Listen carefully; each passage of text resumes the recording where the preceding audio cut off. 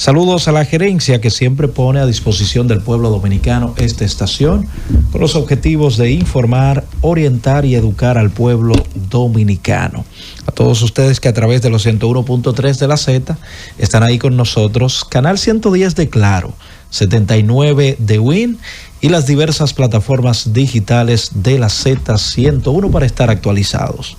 Hoy es martes 22 de abril, año 2025. La receta médica de la Z. Buenos días, doctor Víctor Calderón. Muchas gracias, Roberto. Muy buenos días a todo nuestro querido público que, como todos los martes aquí, sobre temas especiales en salud.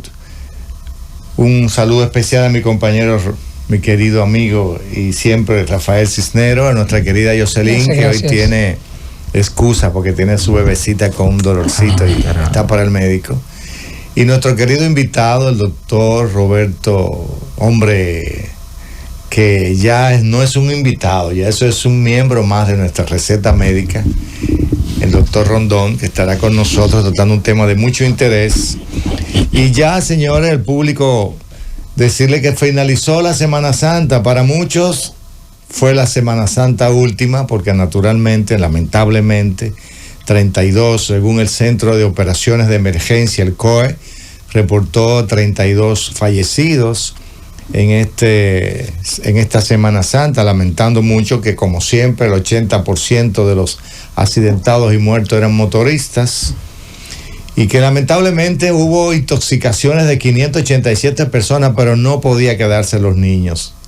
Y lamentablemente hubo niños entre 6 y 9 años de edad, niñas, que fueron intoxicadas, yo no sé por quién, si fueron sus familiares, si fueron por amiguitos, por amigos, pero es increíble, señores, que cada Semana Santa, que cada Navidad, siempre aparecen los pobres niños intoxicado con alcohol. Y lamentablemente no sé qué se va a hacer en República Dominicana para nosotros poder detener este tipo de práctica que realizan algunos padres o algunos tutores, porque yo sé que ellos no van a ir a un lugar y servírselo, ¿no? O se lo van a servir en ningún comardón de eso. Así que estamos aquí para llevarle buenas informaciones a nuestro querido público en esta mañana de martes 22 de abril. Doctor Rafael Cisnero, buenos días. Muy buenos días, país. Buenos días, mundo. Gracias por estar en sintonía con la receta médica de la Z, que se transmite por la inmensa Z101. Saludo aquí en cabina a todos mis compañeros. Fíjense, alguien argumentaba, y voy en el mismo tono e intensidad con que Víctor se refería a los fallecidos en Semana Santa 2025, y fueron 32 lo que fallecieron. No hubo más de ahí. Qué bueno. Cualquiera pudiese decir que el pueblo está exhibiendo todavía condiciones de civismo adecuadas y de buen comportamiento, pero lo cierto es que no, porque si con todas las medidas puestas, que para algunos dicen que no funcionaron, yo digo que sí, que funcionan. Claro. El año pasado, en esta misma fecha, hubo menos, 27. Y ahora con todas las medidas hay 32. Eso da una simple lectura y llama a una profunda reflexión, y es que el pueblo dominicano todavía le falta cordura, todavía le falta de verdad civismo, buen comportamiento, asumir los buenos modales.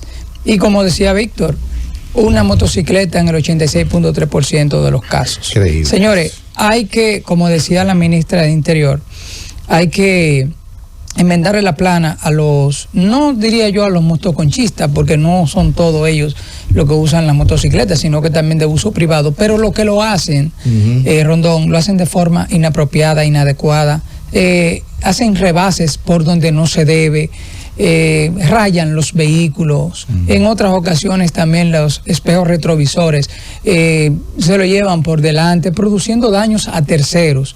De manera que yo pienso que nosotros debemos, de verdad, ser un mejor país, un mejor pueblo, y para eso se hace con la educación, y de aquí de la Z, pues además de educar en salud, también educamos a la población. Esperemos que para la próxima Semana Santa el comportamiento ciudadano sea más ejemplar.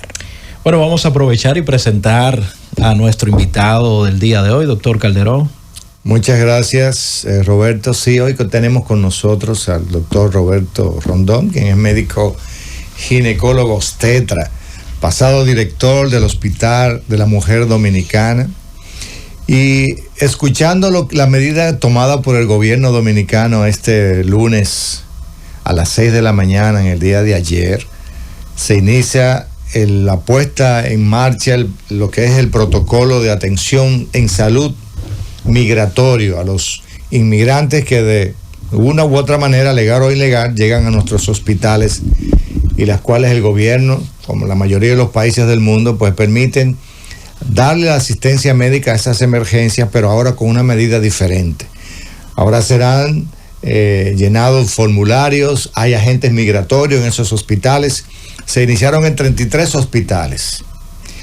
Esta medida, doctor, nosotros viendo que hubo 2 hospitales de importancia del distrito que no fueron incluidos, como es el caso del Hospital de la Mujer Dominicana y el Hospital Reinaldo Almanzar, que son 2 grandes maternidades, que viendo este tipo de personas, ¿no? Estos, sobre todo naturales haitianos, que son los que más visitan esas maternidades, cuando se enteren de que esas maternidades no tienen agentes migratorios y las leyes no están todavía entre esos hospitales, me imagino que la gente va a comenzar a migrar para esos lugares, porque ahí llegó, se atendió y se mandó a su casa. Pero el protocolo debe de ser generalizado, ¿no? Debió ser generalizado, o por lo menos en esas maternidades, porque déjame decirte que la maternidad Reinaldo Almanzar hace tiempo que es el hospital que tiene mayor nacimiento y que no está exento de muchos nacimientos de extranjeros haitianos y de otras nacionalidades, pero naturalmente mayores haitianos. Si nosotros vemos que en el año 2024 hubo alrededor de 36,000 nacimientos de nacionales haitianos en República Dominicana, de los 90 y tantos que se publicó por estadística como nacidos vivos en República Dominicana, yo entiendo que estas medidas, y de verdad que me siento un poco preocupado, pero entiendo que el gobierno tiene que hacer algo.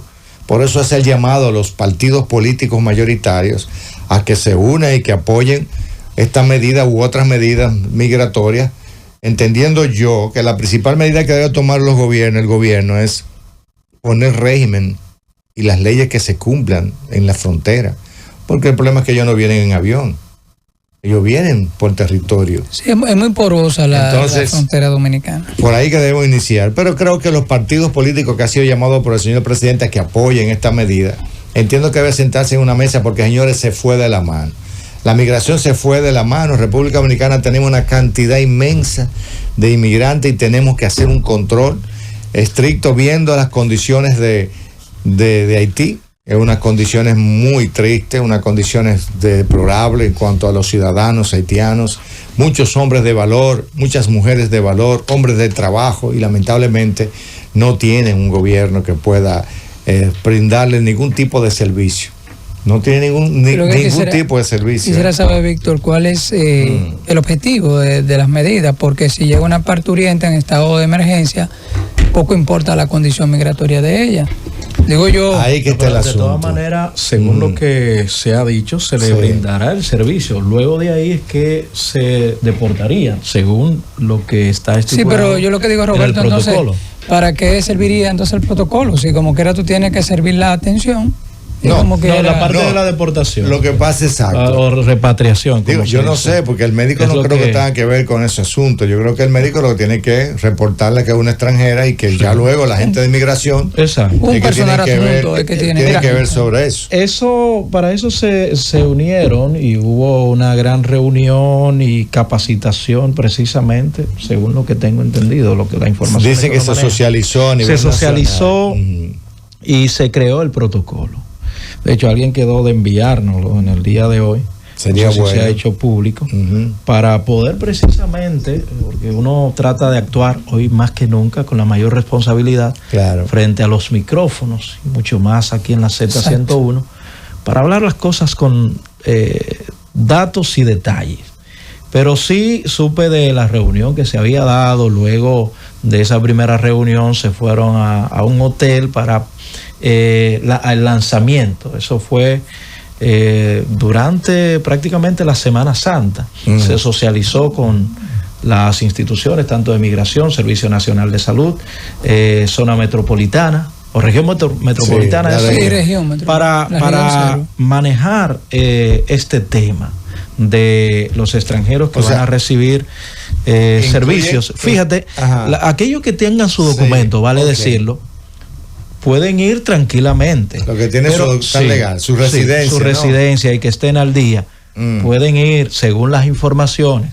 Pero aquellos que no, se le va, conforme a informaciones que tenemos, se le va a brindar el servicio y luego ya de su recuperación sí procederían entonces a la repatriación. Ahí comienza una preocupación para mí, Roberto. Como lo voy a decir ahora como médico, y lamentablemente quizá a mucha gente no le agrade mucho mi comentario, pero hoy fueron de un alrededor de entre 40, 50, 60 extranjeras haitianas que van a recibir chequeos prenatales a la maternidad Altagracia. Solo fueron 3.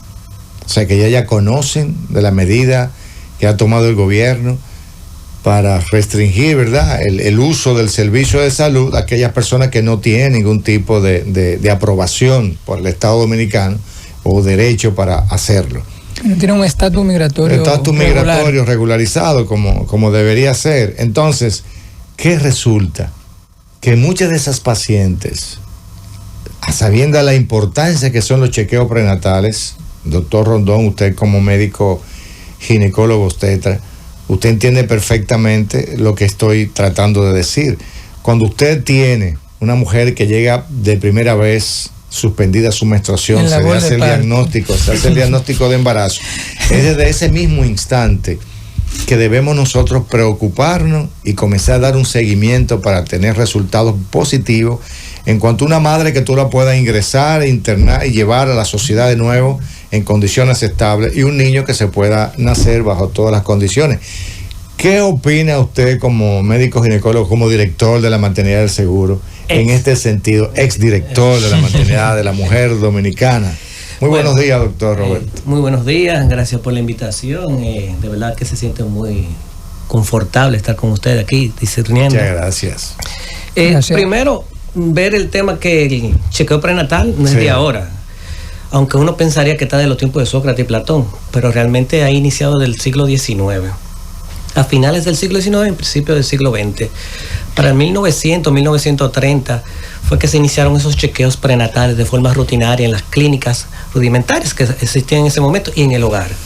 Para el 1940 fue que se iniciaron a realizar analíticas a las usuarias, y de ahí comenzaron a determinar que si había anemia, infecciones en las pacientes, y eso mejoró el tema de la consulta y la mortalidad materna. Después de ahí, ya para el 1970 se inicia con el tema de las sonografías y algunas pruebas genéticas para el 70. Recuerden, muchos de los que estamos aquí, nuestras madres solamente le hicieron tal vez una sonografía, no le hicieron ninguna sonografía durante su chequeo prenatal. Eso no existía en esa época. Y se hacía a las pacientes de alto riesgo, claro está, se priorizaban, y luego de forma rutinaria a las demás mujeres. Podríamos definir que el control prenatal es el conjunto de acciones y procedimientos sistemáticos y periódicos destinados a la prevención y diagnóstico y tratamiento de los factores que pueden condicionar a la morbimortalidad materna y perinatal. Ahora, para que esos sean eficaces, se necesitan 4 cosas: que sea precoz o temprano, que sea periódico o continuo, que sea completo o integral, y lógico, extenso o de amplia cobertura. Las parturientas que acuden del vecino país a los hospitales no cuentan con ninguno de sus chequeos, y ustedes las reciben, usted me dirá si sí o si no, las reciben en labor de parto sin ningún tipo de chequeo, o sea, como estábamos en el 1930. Creo que son las menores. No, solamente, realmente van a sus chequeos. Van a los chequeos, ¿cierto? ¿Entiendes? Iba, ¿no? Porque ahora con la medida posiblemente... Bueno, esperemos que no dejen de ir. Esperemos que no dejen de ir. Irregular no van a ir. Porque la medida es para el tema inmigratorio, no el tema salud. Nosotros los médicos lo que tenemos que dar es salud. Exacto. Nosotros la atención se va a dar independientemente, porque nosotros no podemos negarnos a dar la atención a ningún ser humano. Claro. Entonces, sí van algunas, previo, o sea, temprano. Algunas, lo más temprano sería algunas, y otras llegan tardísimo, o sea, la mayoría llegan ya con el embarazo a término. ¿Qué es el problema que tienen ustedes en los hospitales? Sí, tenemos muchos temas con el tema del embarazo ya a término, sin un seguimiento. Fíjese que para la OMS, para que sea eficaz, como hablamos de precoz y temprano, que por debajo de las 12 semanas sea el primer chequeo. El primer chequeo. ¿Entiendes? Luego viene la periodicidad del mismo, que se va dando ya mensual, cada 3 semanas, después cada 15 días, después viene el semanal, con un mínimo de 4 a 5 chequeos debe tener una mujer embarazada. Mínimo. Mínimo de 4 a 5. De ahí para allá, todo lo que usted pueda darle, mejor. Claro, eso cambia una paciente de alto riesgo, una paciente que tiene comorbilidades. Paciente con falsemia, una paciente RH negativo. Paciente adolescente. Hay que tener 2 grandes grupos aquí en la obstetricia. 2 grupos etarios muy importantes que aumentan el riesgo. Sí. Son las adolescentes, que son las pacientes menores de 19 años. Los extremos de la vida. Exacto. Las pacientes se puede dividir en 2, la adolescencia temprana y tardía. Temprana de 10 a 15 años y tardía de 15 a 19 años y 364 días, faltando un día para cumplir los 20 años. Para la obstetricia, pues sabemos que hay un tema de cédula y todo lo demás, pero para la obstetricia es así. Y las gestantes añosas, que para nuestros países latinoamericanos por encima de los 35 años. Exacto. Pero en Europa, si usted quiere se siente europeo, por encima de los 40. ¿Entienden? Pero la importancia, doctor, es en el sentido de que los chequeos son tan interesantes. Es que viene, ¿cuál es el objetivo per se? El objetivo para nosotros ver, identificar los factores de riesgo tanto maternos como fetales, ¿verdad? Diagnosticar cualquier condición fetal o materna inmediatamente para poderla subsanar o remediar o tratarla a tiempo, mejor dicho. En el transcurso del embarazo. Y sin duda, educar a la madre. Si no hay educación en la madre, estamos 0 millas con eso. O sea, ese es el objetivo principal. Podemos determinar una paciente si es diabética. Exacto. Una paciente si tiene alguna infección o enfermedad de transmisión sexual. Claro. Como el SIDA, como es la... No, que ahí vamos con el tema de los laboratorios. Lo mínimo son 10 analíticas que se realizan en una paciente, sin contar su tema sonográfico de imágenes. Un hemograma, una glicemia, tipificación, que las virales HIV, hepatitis C, hepatitis B, el examen de orina, el BDRL, el Venereal Disaster Result Laboratory, que es el tema para tratar lo que es la sífilis. Aunque no es patoneumónico solo de sífilis, el FTABS es quien confirma la sífilis, pero para manejo de tratamiento el BDRL es muy bueno porque es mayor de dilución y tú sabes si la medicación está surtiendo su efecto. Pero quien confirma la sífilis es el FTABS. Entonces ahí también es un tema, también los médicos, que el BDRL, porque si tenemos un FTABS negativo, entonces se cae, hay que buscar otras cosas. Enfermedades infecciosas y no infecciosas, autoinmunes, mononucleosis, todo. Los chequeos prenatales indiscutiblemente que es vital para tener un parto feliz, una mujer feliz y un niño sano. En buenas condiciones. Y en el tema de las infecciones, como usted muy bien comentó, es importante que está estandarizado en este país el tema de los cultivos. Tanto vaginales como urocultivo, el de la orina, que son sumamente importantes realizarlo cuando se capta a la paciente y a las 35 semanas, profilácticamente. Entonces, ¿qué podría ocurrir, doctor, con esta cantidad ahora ya en el caso de la Altagracia, por ejemplo, 44 promedian diario, hoy llegaron 3? Ya esas pacientes no se van a seguir chequeando, pero ¿usted cree que se van a ir a su país? Bueno, Migración va a poder hacer el trabajo de llevarse. ¿Qué podría ocurrir con esa población? Sumando nosotros nuestras estadísticas de mayor índice de tasa de mortalidad, tanto materna como infantil, ¿va a ocurrir? Puede ocurrir, eso es la realidad. Es un hecho, porque si usted no se chequea, va a llegar convulsionando al consultorio, o con un niño natimuerto, o con un niño con graves problemas de retraso del crecimiento, o con VIH, que usted puede detener esa infección cuando usted utiliza lo que es la transmisión vertical. La técnica de cesárea a 38 semanas para evitar que el niño sea infectado. Una pregunta. Entonces, en esa parte ustedes tienen al Colegio Médico Dominicano, que se supone que juega un rol de asesor del gobierno en materia de salud. Así es. Dice la ley 6803. Exacto, conforme a las leyes. ¿Qué ha dicho el Colegio Médico sobre esta medida que se han estado tomando? Lo que he escuchado del señor presidente del colegio, los médicos no están para asuntos migratorios, pero sí el servicio sí se lo va a brindar. Sí, pero por eso es que se está trabajando, se supone trabajar. Pero hay que tenerse cuidado porque es un tema bastante sensible. Sí, muy sensible. Y siempre procuro ser lo más prudente posible. Claro. Se supone que se está trabajando junto a la Dirección de Migración y el Servicio Nacional de Salud. De hecho, vimos al director del Servicio Nacional de Salud al lado del director de Migración, el doctor Mario Lama, que es médico, miembro del Colegio Médico Dominicano. Claro. Yo creo entonces que se debería dar más información sobre el protocolo, sobre los procedimientos que se están haciendo, porque este tema, pues le digo, es delicado. Yo creo que la población quizás necesita escuchar, y ya lo decía el director de Migración sobre su director de comunicaciones, pero en conjunto el director de comunicaciones de Migración, el director o la directora de comunicaciones del Servicio Nacional de Salud deben orientar a los diversos sectores sobre este protocolo y sobre la aplicación. Exacto. Sobre todo el protocolo. Pero vámonos a una pausa, doctor Calderón. Al regreso continuamos en la receta médica de la Z.